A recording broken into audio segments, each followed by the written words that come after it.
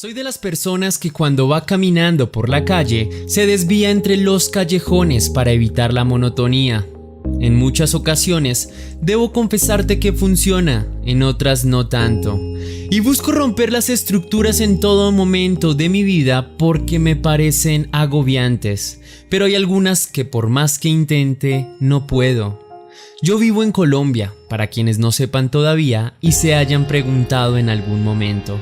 Soy periodista, pero antes que eso soy un ser humano que se conmueve con las historias. Pero en los últimos 6 meses en especial, hay 2 acontecimientos que no puedo evitar aunque me duelan.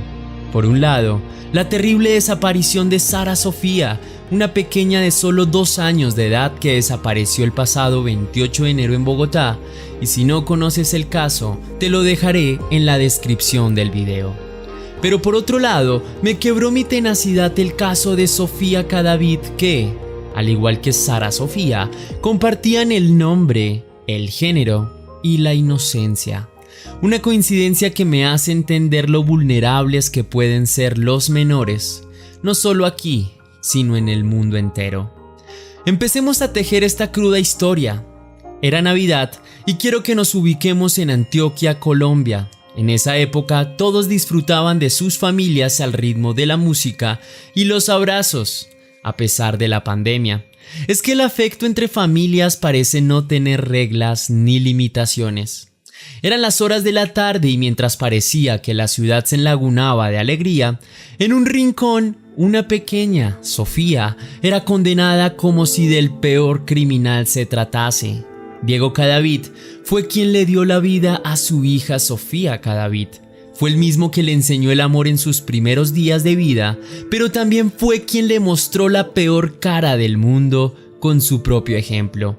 Diego Cadavid le arrebató la vida a la niña que comenzaba a vivir. Con 18 meses se despidió del mundo. Una pequeña que vivió con inocencia cerró sus ojos. Los hechos sucedieron en Río Negro, Antioquia, en las horas de la tarde y en una zona boscosa, supongo, donde nadie podría escuchar los gritos que Sofía Cadavid, con sus pequeños pulmones, hizo en un acto de luchar por su vida. Así que reconstruyamos las últimas horas de Sofía Cadavid. Según el testimonio del tío materno de Sofía, Diego Cadavid le dijo a su hermana Luisa Fernanda Henao que necesitaba pasar un tiempo con su hija para cumplir su rol como padre y prometió traerla el mismo día, es decir, el 17 de diciembre del 2020. Eran las 12 del mediodía cuando Diego llegó a la casa a recoger a la niña. Según cuentan, su apariencia no se veía extraña y su actitud era de mucha amabilidad. Según lo acordado, la pequeña estaría en casa a las 5 de la tarde.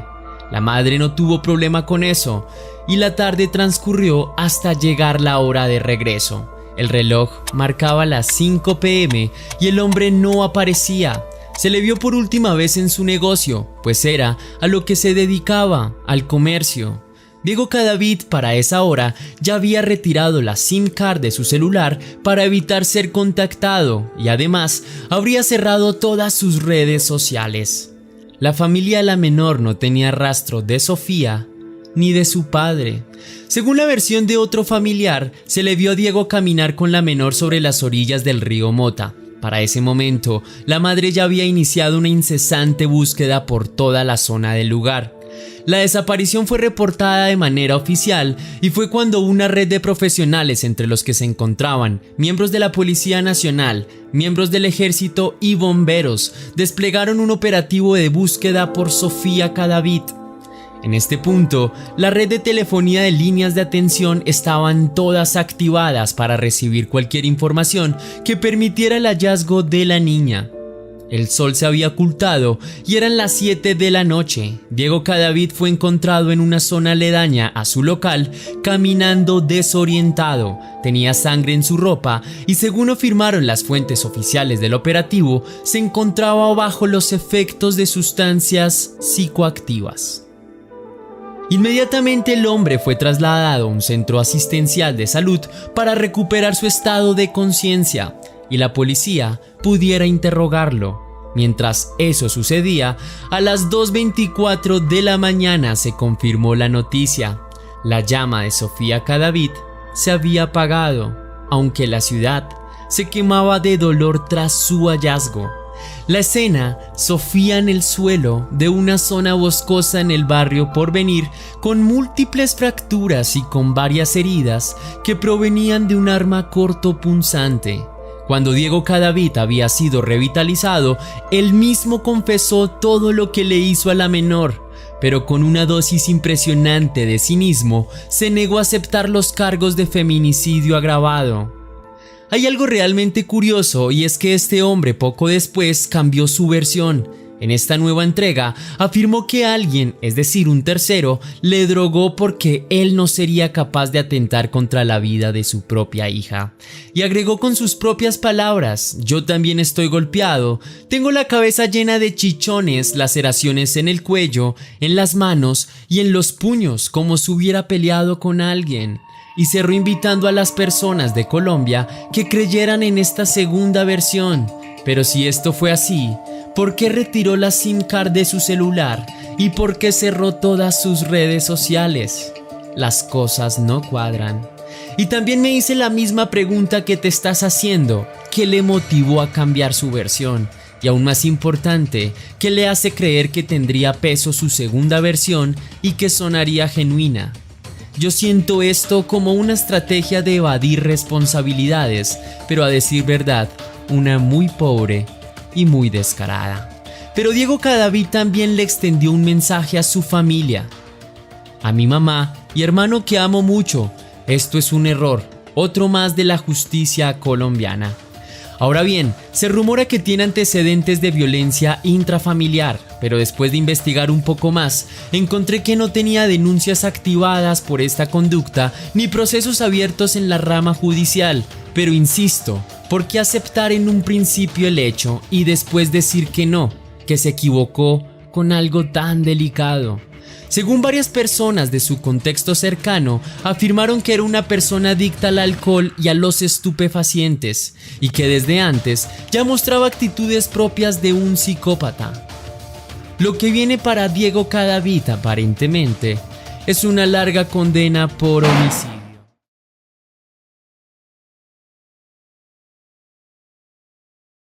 Marta J. Lambert, de 12 años, desapareció en Austin, Florida, en circunstancias muy extrañas. Su tragedia sucedió en 1985 y desde ese día su caso no ha dejado de ser un completo misterio.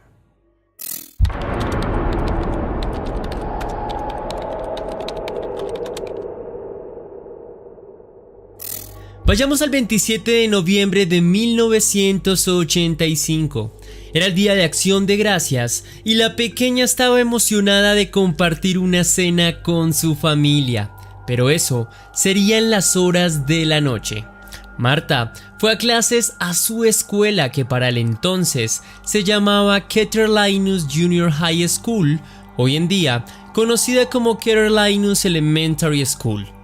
Ese día ocurrió un incendio en las instalaciones del colegio. Aparentemente, se originó al interior de un salón de clases, motivo que condujo a la evacuación de todo el cuerpo estudiantil hacia las 5:30 p.m. Ese día no le había ido muy bien en clases, así que andaba con el ánimo abajo. Decidió visitar a una amiga suya que vivía en Caroline Road, muy cerca de ella. La chica se quedó en casa de su amiga hasta las 7:30 p.m. En ese momento, decidió regresar a casa.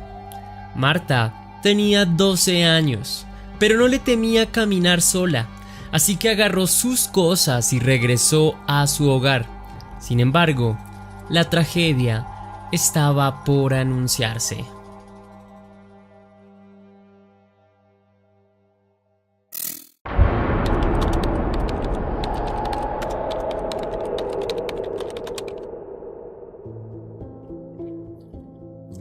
La madre de Marta, Margaret Lambert, aseguró que esa misma noche fueron juntas a un evento social.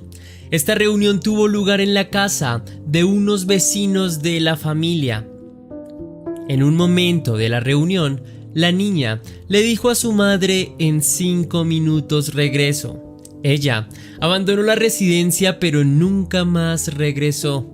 Era probable que se haya ido para la casa en donde estaba su padre Howard, pues este se encontraba preparando la cena. Algunas teorías señalan que Marta efectivamente llegó a su casa y le preguntó a su padre a qué hora estaría lista la cena. Después de la respuesta de su padre, se fue.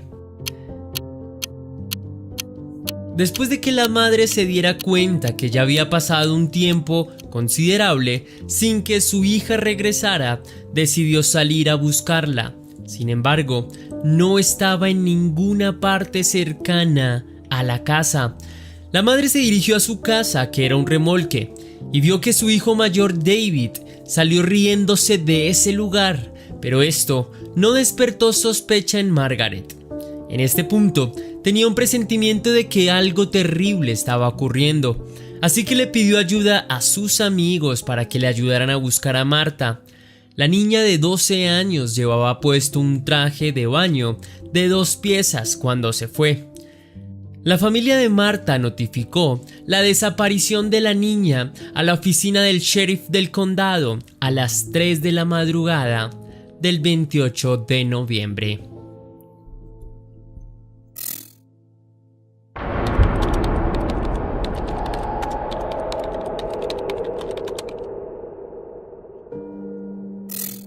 La familia, sus amigos y otros vecinos se unieron a la búsqueda de la niña. Se registraron áreas a lo largo del State Road 207 y Kerry Line Road.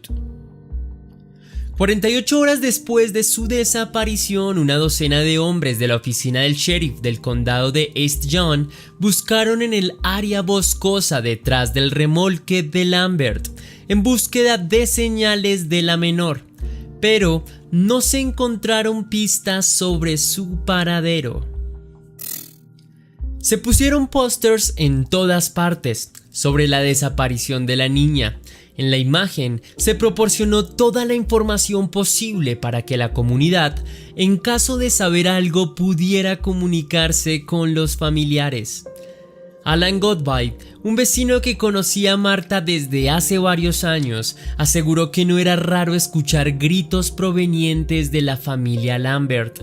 Las discusiones eran de Marta y su esposo Howard, quien además era extremadamente violento cuando se encontraba con los efectos del alcohol.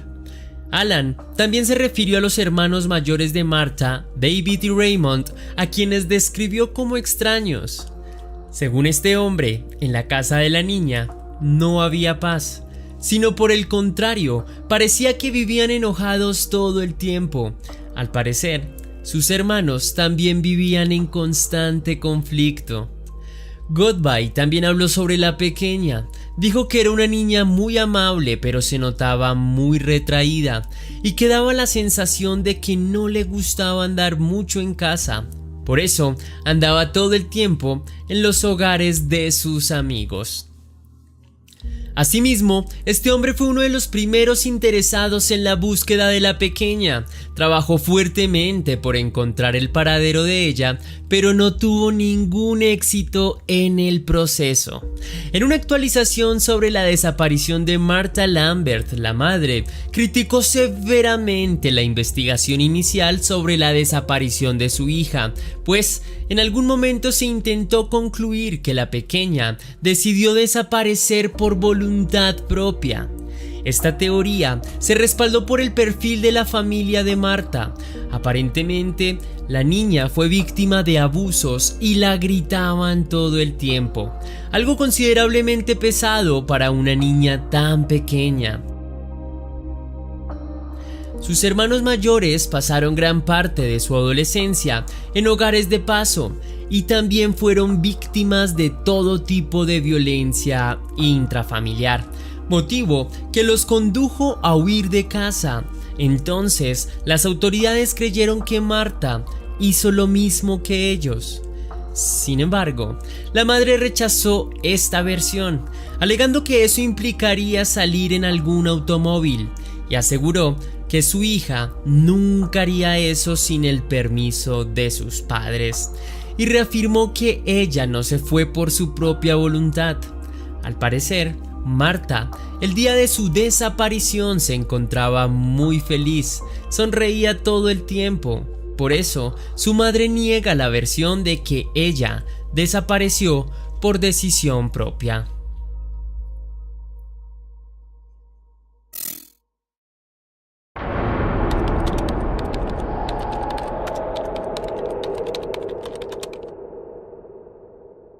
Desde el inicio de la tragedia, la madre de Marta asegura que su hija fue secuestrada y sacada del área boscosa en la que sucedieron los hechos. Simultáneamente, las autoridades buscaban desesperadamente a la niña bajo la teoría del secuestro, pero los esfuerzos no arrojaron ninguna señal sobre su paradero. Y lo más angustiante de todo esto es que tampoco tenían un sospechoso para esta teoría.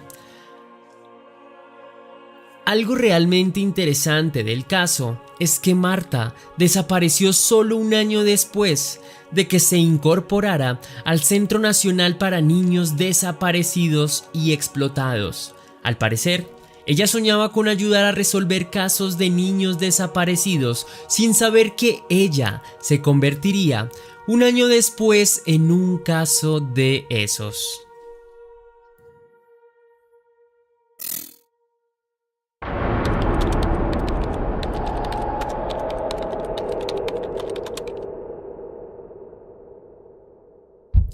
Las autoridades empezaron a recolectar testimonios de todo el entorno cercano de Marta. Interrogaron amigos de la escuela, familiares y vecinos, pero lamentablemente todos decían cosas diferentes. Las versiones eran contradicciones constantes. Algunos vecinos dijeron que vieron a la niña caminando desorientada por Kerry Line Road, cerca de su casa, en la noche que desapareció. Otros dijeron que esa misma noche vieron una camioneta verde que transportaba a 2 personas que merodearon el lugar en repetidas ocasiones. Sin embargo, las autoridades nunca encontraron rastro de una camioneta de ese tipo. Algo realmente misterioso fue la versión de su hermano mayor, David Lambert. Él afirmó ver a su hermana menor subirse a un vehículo negro. Sin embargo, la historia no se pudo corroborar porque no tenían pistas de ningún vehículo negro el día de la desaparición de Marta. Luego, David dijo que tuvo una cena con Marta el día de su desaparición, pero que ella decidió escapar del lugar. En ese momento, él intentó averiguar para dónde iba, pero Marta le respondió de forma cortante: no es de tu incumbencia y por favor déjame sola. Según David, esa fue la última vez que la vio. En este punto se cree que él tenía más información de su hermana, pero que probablemente no quería revelar más detalles porque pudo haber sido amenazado por los secuestradores de su hermana. Sin embargo, una vez más, esta teoría nunca fue comprobada.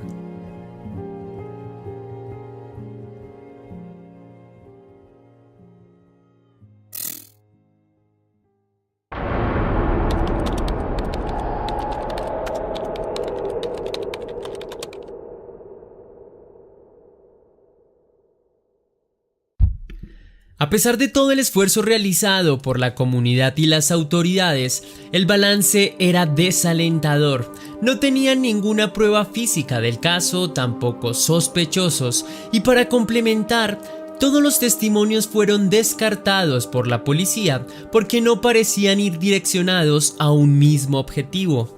Era como si Marta se hubiese desaparecido de la faz de la tierra sin dejar ni una sola huella. Sin embargo, todo parecía indicar que Marta fue asesinada el mismo día de su desaparición, pero la esperanza de su familia por encontrarla con vida fue la que mantuvo el caso todavía vigente durante muchos años.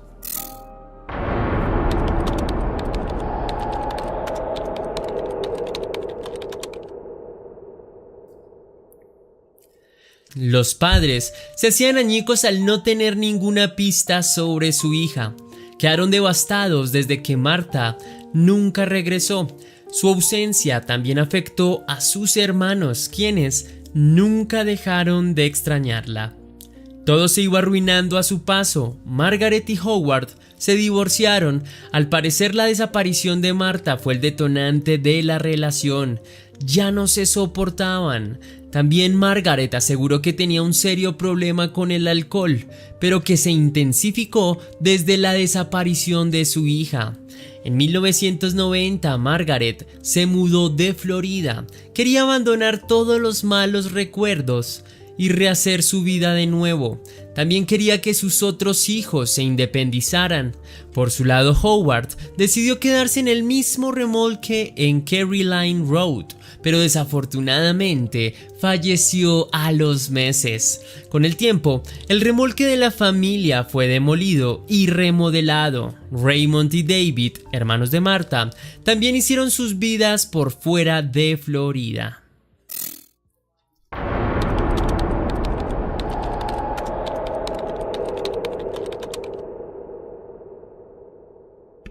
Muchos años después, David Lambert fue arrestado intentando pasar un cheque sin fondos. En ese momento, le dijo a los oficiales que él sabía qué había pasado con su hermana años atrás. El hombre aseguró que es el responsable de la muerte de Marta. Inmediatamente lo pusieron a declarar. David aseguró que la enterró en una mina conocida localmente como The Pits. Este lugar se encontraba muy cerca de la casa remolque en la que vivían. Los investigadores registraron el lugar, pero no encontraron los restos de Marta, por lo que David no fue acusado por ese delito. 9 años después, David de nuevo volvió a confesar que él era el culpable de la muerte de su hermana, pero esta vez elaboró un retrato más detallado de lo que aparentemente sucedió esa noche. El hombre aseguró que el día de los hechos abandonó la casa con Marta, luego de una fuerte discusión que tenían sus padres. Según él, la discusión comenzó luego de que Margaret quemara el pavo de la cena, lo que enfureció totalmente a Howard y desató la fuerte pelea. David dijo que fue con Marta a la tienda Lil Champs Convenience en State Road 207, donde la niña gastó un poco más de $4 en golosinas. Dinero que, por cierto, le dio su hermano. De ahí se fueron para el Florida Memorial College en Holmes Boulevard. En aquel entonces era una universidad que se encontraba abandonada. En ese momento, la estructura universitaria se encontraba llena de árboles, pero también habían muchos escombros y vidrios afilados. Recordó que le llamaban el Disney para pobres, pues allí solían ir los niños a divertirse en medio de la zona boscosa. David confesó que le dio dinero a Marta para comprar golosinas, pero en un momento tuvieron una fuerte discusión porque la niña no le quiso devolver el dinero sobrante, pero David insistió en que le devolviera su dinero, lo que enojó a Marta y comenzó a golpearle en la cara. David la empujó para alejarla y fue cuando la niña cayó sobre una estructura afilada que le hizo un corte severo en la cabeza. En ese momento, él intentó ayudarla, pero ya no reaccionaba. Then there was nothing else. I hollered out for help because Holmes Boulevard was right there. Nobody came. Nobody yelled back or anything. El hombre contó que tenía miedo de lo que le harían en la casa si llegaba con su hermana así. Pensaba que lo matarían a él también. Entonces no tuvo otra opción que enterrar el cuerpo de su hermana con una señal de tránsito que encontró en el lugar. I'm sorry that it happened. I regret pushing her. I wish I could go back in time and not done that. David cuenta que después de enterrar a su hermana regresó a casa. Los investigadores creyeron en su confesión, pues David se vio muy asustado mientras contaba lo sucedido. Sin embargo, cuando fueron a encontrar los restos acorde a las indicaciones de David, no encontraron el cuerpo de Marta. Y debido a las limitaciones del Estatuto de Homicidio Involuntario que rige en Estados Unidos, la policía no pudo acusarlo de ser el responsable de la desaparición de Marta Lambert. Con el tiempo, se demostró que David tiene problemas mentales y siempre le gustó llamar la atención, así que la muerte de su hermana parecía ser el momento perfecto de hacerlo. Pero, luego de aparecer comunicados de prensa sobre su confesión, el hombre se retractó de todo lo que dijo. Aseguró que tiene problemas emocionales desde hace muchos años y aseguró que lo perdonaran, que él no sabía nada de Marta y que nunca le hizo daño a ella. Después de eso, el caso no tuvo otra opción diferente a cerrarse porque no volvió a salir ninguna resolución real que permitiera investigar un poco más sobre la desaparición de Marta Lambert.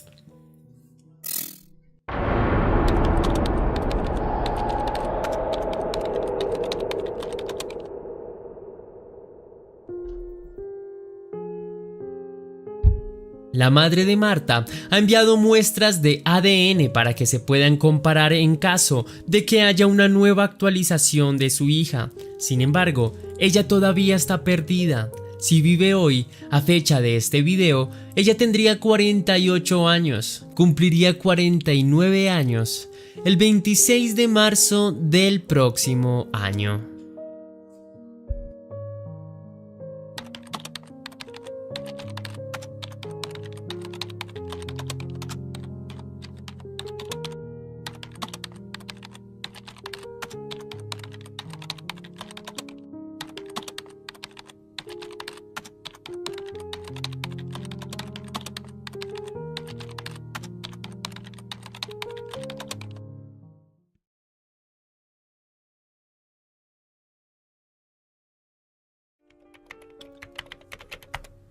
Cuando Rosalind tenía 11 años fue secuestrada por su padrastro, Henry Mitchell Pitt, un hombre que se aprovechó de la inocencia de esta pequeña y ejecutó su secuestro, un plan que elaboró como venganza por la ruptura de la relación con la madre de la niña. La violencia que ejercía Henry Pitt hacia su mujer hizo que ella buscara refugio en un hogar para mujeres víctimas de violencia doméstica. Pitt, además de golpear a la madre de Rosalind, también abusó de la niña que para entonces tenía 10 años. El 31 de enero de 1997, Pitt decidió raptar a Rosalind y huir con sus 3 hijos biológicos. Recogió a la niña en la puerta de la escuela de Poteau y la llevó a una habitación en Tulsa, a 2 horas de distancia. Cuando la niña preguntó por su progenitora y sus hermanos, el hombre con descaro le dijo que se reunirían en poco tiempo con ellos. Este encuentro nunca sucedió. Al parecer, Pitt convenció a la niña que su madre la odiaba y que él quería protegerla. A sus hijos les expresó su deseo de que Rosalind se convirtiera en su nueva mamá. En este punto, le aseguró a la niña que ahora eran fugitivos y debían huir de las autoridades para no terminar en la cárcel. La pequeña no comprendió lo que estaba sucediendo y no tuvo más remedio que someterse a las decisiones del hombre. Cuando la madre se percató de la desaparición de la niña, dio aviso a las autoridades, pero la búsqueda fue infructuosa. Pitt inició la fuga y la niña se convirtió en víctima de continuos maltratos físicos y psicológicos. El hombre se desplazó con su familia a través de los estados de Texas, Montana, Nuevo México y Arizona, intentando desaparecer en México. Pitt transformó la apariencia física de Rosalind McGuinness, tiñó su cabello de color negro y le hizo utilizar anteojos. Además, cambió su nombre constantemente y no le permitió hablar con nadie. En este punto, la niña sintió que su vida estaba en peligro y siguió al pie de la letra sus instrucciones. Pete obligó a uno de sus hijos a participar en una falsa ceremonia de matrimonio. El chico los declaró marido y mujer. Para Rosalind, que era una niña, esta situación fue totalmente aterradora.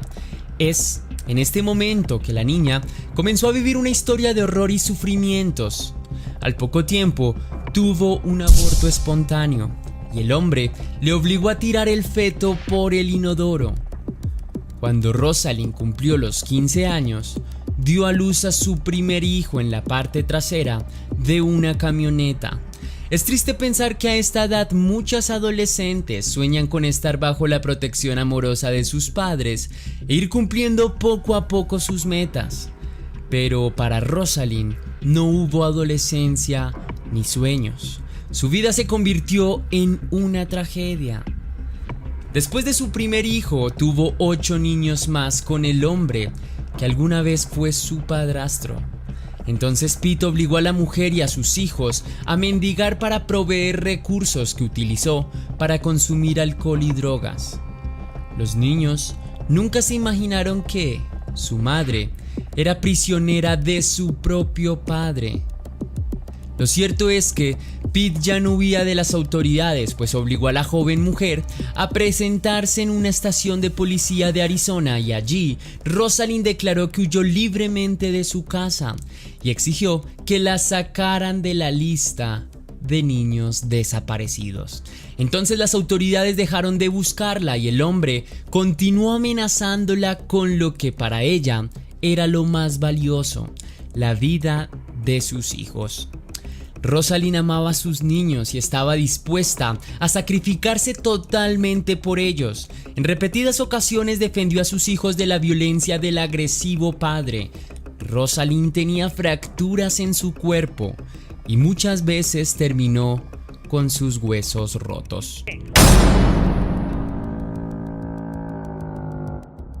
Fracturas que ningún médico trató porque el hombre nunca permitió que tuviera asistencia médica.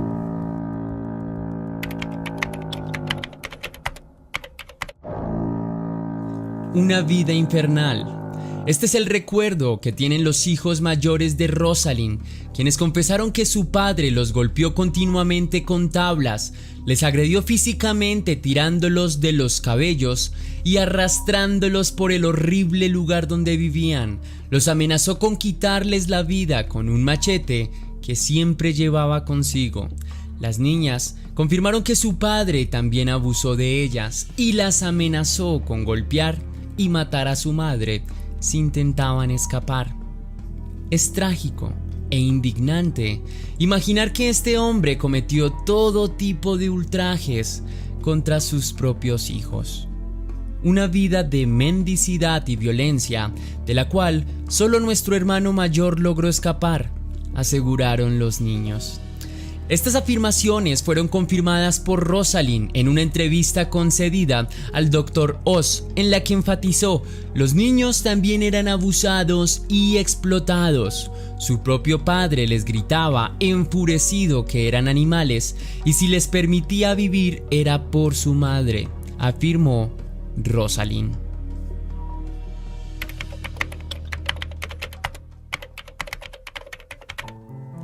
Para Rosalind y sus hijos la vida cambiaría radicalmente cuando después de 19 años en un supermercado de Oaxaca, una pareja de habla inglesa les prestó ayuda a la mujer porque no tuvo suficiente dinero para pagar los pocos víveres que había comprado. Para la pareja inglesa fue muy sospechoso la diferencia de edades, una mujer de 32 años con un hombre de 62 y un hijo adolescente no era usual. Inmediatamente sospecharon que algo no estaba bien, así que decidieron no perder contacto con Rosalind McGuinness. Le expresaron que estaban dispuestos a ayudarla y le facilitaron un número de contacto y su dirección. Justo cuando ellos intentaron mantenerse en contacto con la mujer y sus niños, Pete trasladó a su familia a una casa destartalada en un pueblo en las montañas. Para McGuinness Fue una oportunidad, la única que había tenido después de tantos años de maltrato y cautiverio. En este punto Rosalind solo tenía que esperar a que su padrastro estuviera totalmente inconsciente por el consumo del alcohol. Efectivamente, cuando el hombre se desplomó sobre el colchón, Rosalind tomó unas pocas prendas que echó entre unas bolsas y huyó con sus 8 hijos. Ella buscó a la pareja que le prometió ayuda y después de vivir 2 semanas con ellos, se decidió a contarles su desgarradora historia. Con esta confesión terminó una vida de sufrimiento para Rosalind y sus hijos. Ahora todo quedaba en manos de la justicia.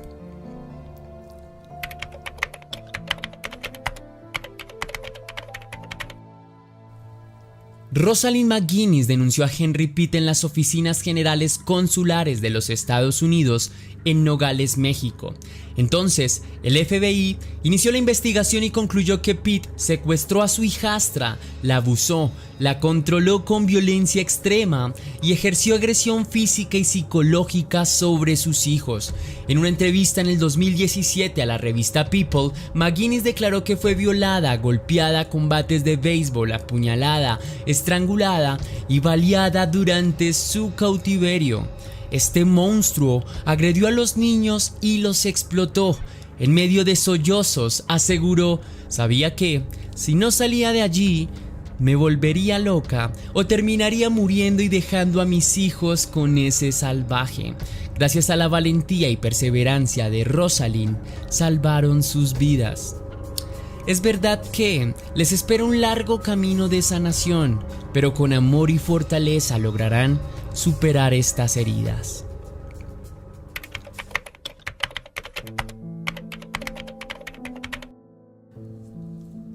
En el 2017, Pitt, acostumbrado a huir, cometió un error. Se presentó en la embajada de los Estados Unidos renovando el pasaporte y fue arrestado. Cuando fue interrogado por el FBI, con frialdad afirmó que Rosalind se había emancipado a los 12 años y había elegido irse con él. El hombre admitió haber tenido relaciones sexuales con McGuinness cuando era menor de edad, haber procreado 9 hijos con ella. No admitió el abuso, simplemente le hacía el amor a su supuesta esposa, insistió el hombre. Admitió que en alguna ocasión, producto de una embriaguez, le rompió el brazo con un bate, pero que las denuncias de continua violencia eran falsas. Dijo: no soy un monstruo. El 99% de las denuncias no son ciertas. Afirmaciones que fueron desmentidas por los hermanastros de los hijos de Rosalind, quienes atestiguaron en contra de su padre. El hombre contaba con 68 años cuando fue arrestado en el 2018. Fue encontrado culpable de secuestro de su hijastra en 1997 en Pawtucket, Oklahoma. Declarado culpable por un jurado federal el 6 de junio del 2019, fue sentenciado el 20 de febrero del 2020 a cadena perpetua por secuestro y 30 años por viajar con la intención de participar en actos sexuales con una menor. Su sentencia incluyó una multa de $50,000 en restitución a su víctima, Rosalind McGuinness. Una decisión que la mujer celebró porque al fin este hombre que dañó su vida y la de sus hijos pagaría por sus delitos. Ya no podrá hacer más daño y es un verdadero alivio, dijo la mujer, con el dolor que tuvo que vivir durante tantos años, pero con la tranquilidad de saber que ya no haría más daño ni a ella ni a su familia. Hasta aquí el video de hoy, donde la protagonista Rosalind McGuinness fue la heroína. Los dejo con la frase de Michelle Obama: la medida de cualquier sociedad es cómo trata a sus mujeres y niñas. Regálame tu cósmico like y que las dudas te acompañen.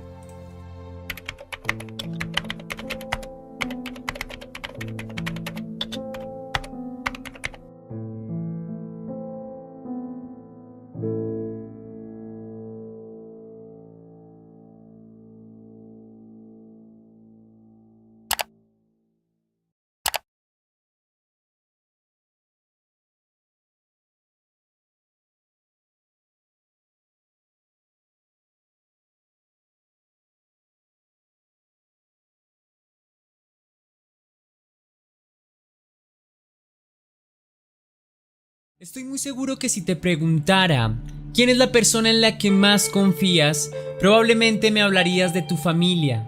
O incluso, si le diera un poco de vuelta a la pregunta, ¿con quién te sientes más seguro? Es muy probable que tus padres sean una respuesta con mucho sentido.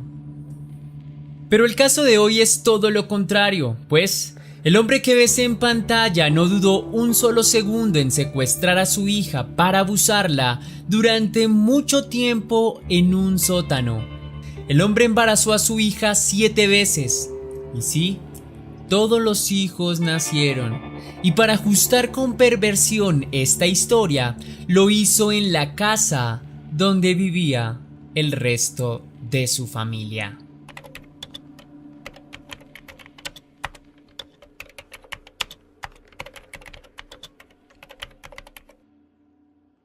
Todo inició en una tarde soleada en 1984, cuando Joseph Fritzl le pidió a su hija un poco de ayuda en la instalación de la puerta de su nuevo sótano, una petición de la cual su hija no se negaría. Y así fue. Ella con amabilidad accedió a ayudarle. El sótano lo había estado construyendo desde hace unos meses atrás y se ubicaba debajo del jardín de la casa, en la que también vivía la madre de la víctima y esposa del agresor. Elizabeth, su hija, bajó las escaleras hasta el sótano y comenzó a ayudarle siguiendo todas sus órdenes. Después de tener una puerta bien ajustada, la mujer se alistó para irse. Cuando dio media vuelta, un trozo de tela empapado en éter fue puesto sobre su boca y nariz. En ese momento, su mundo cambió para siempre. Traicionada por su propio padre, quien tenía planes increíblemente inhumanos para ella. En este punto, la pregunta que me invade es: ¿cómo iba a saber su hija que estaba ayudando a su padre a instalar la guarida que la convertiría en esclava de actos íntimos con su propio progenitor? Y aunque intentes pensarlo, nunca habría una respuesta para ello. Así que creo que es precisamente esto lo que Joseph pensó. Su hija era la víctima perfecta, pues caería muy fácil en su trampa. El hombre tenía planeado esto desde hace mucho tiempo. Incluso se encargó de conseguir los permisos necesarios para la construcción de su sótano, que dentro de poco se convertiría en un cuarto secreto de tortura y abuso. Los permisos no fueron difíciles. La casa se ubicaba en la Baja Austria y en ese momento se encontraba en apogeo la Guerra Fría, de modo tal que los búnkeres subterráneos eran una necesidad en las familias austriacas. Incluso, para que te hagas una idea, eran tan comunes como la construcción de un baño dentro de un hogar. Fue así como sus vecinos observaron con asombro la excavadora que Joseph contrató para su sótano en la ciudad de Amstetten. El acceso era terriblemente seguro, pues su construcción tenía una pesada puerta con bisagras y una puerta de metal reforzada con hormigón que se accionaba mediante un control remoto. En total, eran 8 las puertas las que se debían cruzar para finalmente acceder al sótano.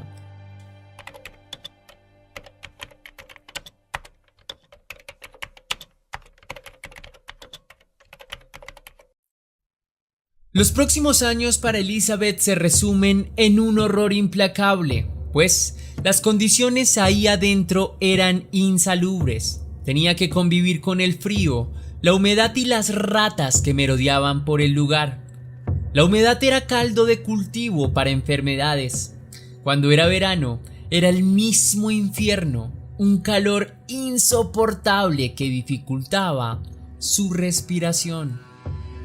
Elizabeth estaba en otro mundo, literalmente. Mientras ella permaneció encerrada en un sótano, en el mundo real sucedió de todo. El reactor nuclear de Chernobyl explotó.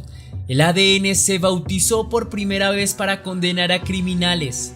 Se derrumbó el muro de Berlín. O.J. Simpson fue arrestado por asesinato, entre muchos otros episodios que la mujer nunca se enteró. En un comienzo, la mujer fue atada de brazos con una cadena de hierro que fue asegurada a postes metálicos detrás de su cama. El hombre, en su afán de asegurarse que nunca se escaparía, limitó su movimiento con cadenas. A los 9 meses, el hombre decidió darle más movimiento, pero no por el bienestar de ella. Lo hizo porque su actividad sexual se vio limitada por las cortas cadenas que apretaban a la mujer.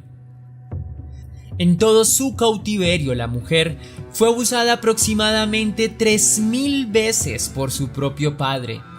De los múltiples encuentros sexuales, Elizabeth quedó embarazada en repetidas ocasiones hasta tener 7 hijos, quienes tuvieron que crecer viendo a su madre ser abusada y torturada por su padre, Joseph Fritzl. 3 de los pequeños nunca vieron el sol. Incluso no sabían que existía porque siempre se les mantuvo encerrados bajo tierra y permanecieron junto a su madre en este aterrador episodio. Los otros 3 los puso en la puerta de la casa y le hizo creer a su esposa que habían sido abandonados. Por tal razón, los aceptaron y los criaron juntos. El 7º hijo murió al tercer día de haber nacido en brazos de su madre por problemas respiratorios, y Joseph lo incineró y lo enterró en una zona cercana de su casa. Lo curioso pero lamentable de todo esto es cómo 3 de los hijos tuvieron una vida aparentemente normal en la casa, mientras la otra mitad sufría permanentemente en el subsuelo. Fritzl obligó a su hija a escribir cartas en las que aparentemente explicaba que tenía que irse, que quería alejarse de su familia. Esto con el fin de permitirle a Fritzl explicarle a su esposa que la niña no quería estar un segundo más con ellos.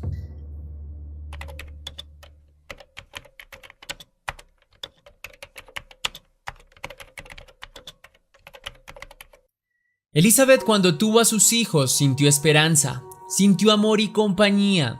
Antes de ellos, solo pensaba en el suicidio.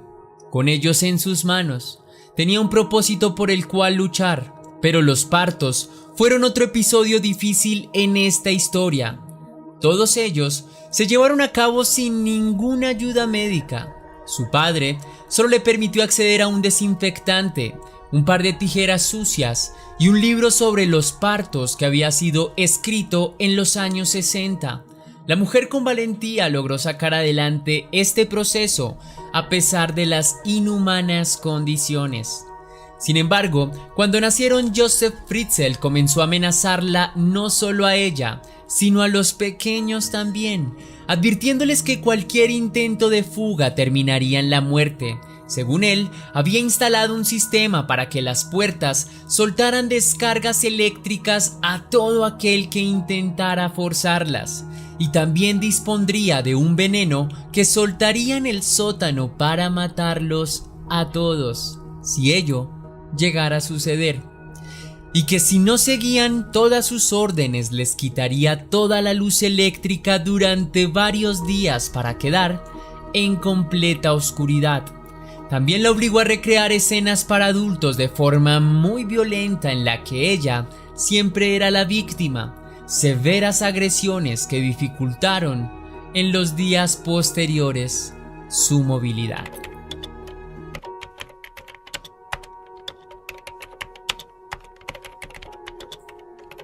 El final de su oscuro camino criminal llegó en abril, cuando una de las hijas, Kerstin, tuvo que ser trasladada al hospital por complicaciones serias de salud. Una misericordia que tuvo Joseph con ella, que en ese entonces tenía 19 años, condujo a que esta historia la conociera todo el mundo. En la sala de cuidados intensivos, los doctores empezaron a desconfiar sobre su estado de salud. La mujer estaba profundamente pálida y con todos sus dientes podridos, mientras agonizaba bajo el rostro de los doctores. Así que los médicos informaron de inmediato a todos los medios de comunicación y además le exigieron a su madre que suministrara toda la información necesaria si quería que su hija sobreviviera. Cuando estalló la bomba de los medios de comunicación, el impacto fue abrumador. Importantes medios de comunicación como el Österreich pusieron titulares como "Todo Amstetten debería avergonzarse". Los vecinos cerraron los ojos. Pues, en últimas, esta localidad de Austria tiene apenas 22.600 habitantes. Las noticias destaparon a esa horrible realidad de manera instantánea, mientras que Joseph perdía todo el control que ejerció durante 24 años y su imperio del terror se derrumbaba con bastante rapidez. Los médicos presionaron a Elizabeth de que contara toda la verdad, de lo contrario, la denunciarían por abuso infantil.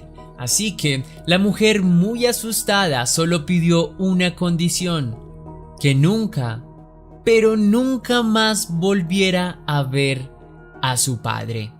Y así fue. Decidió contar realmente quién era Joseph Fritzl.